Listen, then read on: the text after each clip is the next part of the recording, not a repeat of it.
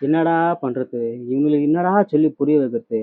இங்க already Jananayagan film league ஆயிட்டு இருக்குது. நாங்களே பெரிய டென்ஷன்ல இருந்தா, கோயம்புத்தூர்ல பழனிசாமி இங்க போடுறான் பாரு அந்த நாயுது மூஞ்சி. அந்த நாய் என்ன பண்ணிருது, அவனோட கேபிள்ல வந்து ஜனநாயகன் ஃபிலிம் வந்து ரிலீஸ் பண்ணிக்கிறான். எங்க அண்ணனோட கடைசி படம் அதுவும். நாங்க எப்படியெல்லாம் பார்க்கணும், எப்படியெல்லாம் அவர ரசிக்கணும்னு சொல்லிட்டு நாங்க வெயிட் பண்ணதா, இப்படி பண்றீங்களாடா? உங்களுக்கெல்லாம் மனசாட்சி இருக்குதாடா? டேய், உங்களுக்கெல்லாம் கவர்மெண்ட் மேல கொஞ்சம் கூட பயமே இல்லையா?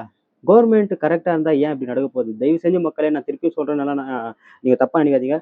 இதெல்லாம் நடக்கக்கூடாதுனாக்கா, எங்க அண்ணன நிக்க வச்சு வின் பண்ண வைங்க. உங்களுக்கோசரம் தான் அவரு பாடுபடுறாரு. அவருக்கு 1008 கஷ்டம் இருந்தாலும் எல்லாத்தையும் மறந்து, உங்களுக்கோசரம் தான் அவர் வந்து நிக்கிறாரு.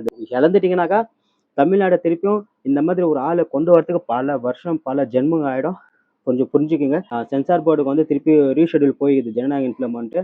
இது வந்துட்டு 24லேருந்து 30ஆம் தேதிக்குள்ள ஏப்ரல்ல ரிலீஸ் ஆகுறதுக்கு வாய்ப்பு நெறையா இருக்குதுன்னு சொல்லிட்டு இப்போ வந்து மேட்டர் வந்துனுக்குது விஷயம். அதுக்கப்புறமா ஜனநாயகன் ஃபிலிம் லீக் ஆகுறதுக்கு காரணமான ஒரு 6 பேரை வந்து என்கொயரி பண்ணுகிறாங்க போலீஸு. கன்ஃபார்மா இவங்க பண்ணாங்களான்றது தெரியல. பட் என்கொயரி பண்ணின்னுருக்காங்க. போக போக தான் அது யார் பண்ணாங்க, என்ன எப்படின்னு சொல்லிட்டு நம்மளுக்கு தெரிய வரும். இதெல்லாம் போகட்டும். எங்க அண்ணன் வந்து இன்னைக்கு ரோட்ல இறங்கி உங்களுக்கோசரம், உங்க நல்லதுக்கோசரம் போராடுறாரு. இந்த மாதிரி ஒரு கவர்மெண்ட்ட மாத்தணும்னாக்கா, தயவு செஞ்சு எங்க அண்ணனுக்கு ஒரே ஒரு வாய்ப்பு மட்டும் குடுங்க. நன்றி, வணக்கம். டிவிகே வாழ்க!